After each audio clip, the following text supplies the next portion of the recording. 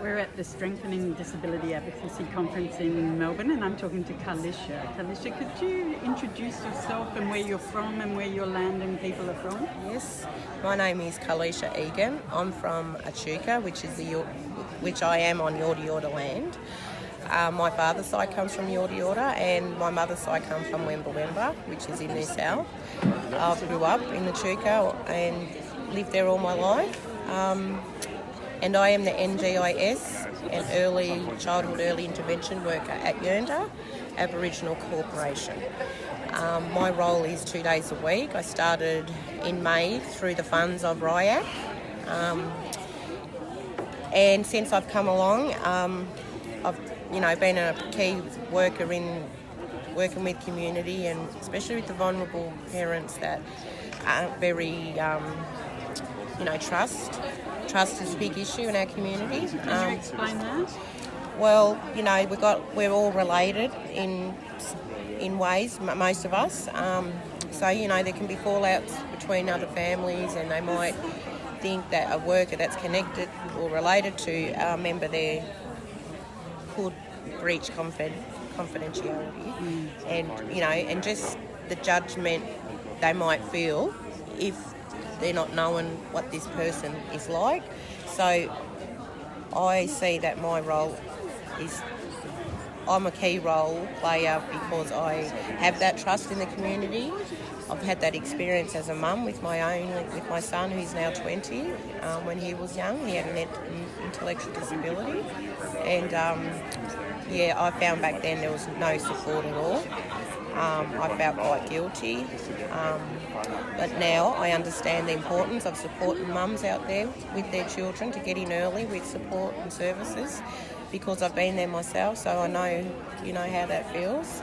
And I'm there to even work outside my hours, because it's only 15 hours a week, but I'm there, anytime they need to call me, I can, arrange to assist them.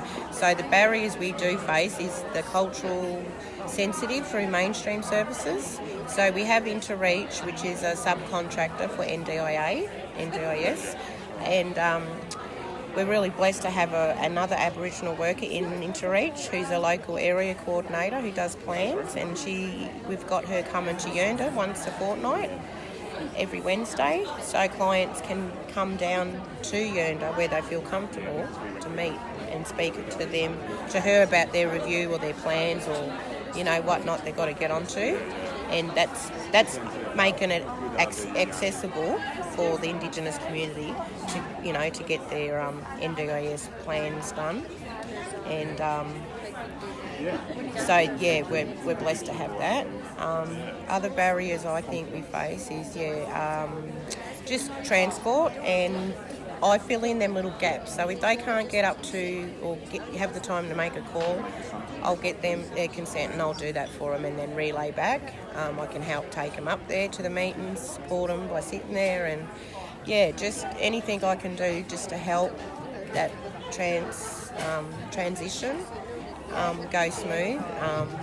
I'm there for that, What do you urgently need there in terms of for Aboriginal communities and also rural and regional communities? What do you really need to try and address some of those issues? And we talked earlier that trauma plays a big role, it's intergenerational. I think probably that would be to start with, because that's right, I just remembered. So when I'm working with some families, the trauma does play a part in being organised and planning. They need that prompt. They need still not to be pushy, but, I'm here for you, let's make that call. But, I don't... Because I know the person, it makes it so much easier, knowing who they are, and, because they lived in Echuca all their life. I know who I can approach in different ways, and that's the key, knowing your community and having someone in that community to trust you. But trauma does play a big part, because parents find it overwhelming. It's too much when you're facing with lots of paperwork, or but I just hope I can be there for a long time, because I know that it's really working, you know, just making a big difference. Like one mum did say, thank goodness you're in there, because I wouldn't have got onto the things I need for her little boy. Yeah, so. Fantastic, Karlisha. Thank you very much for talking. Thank you.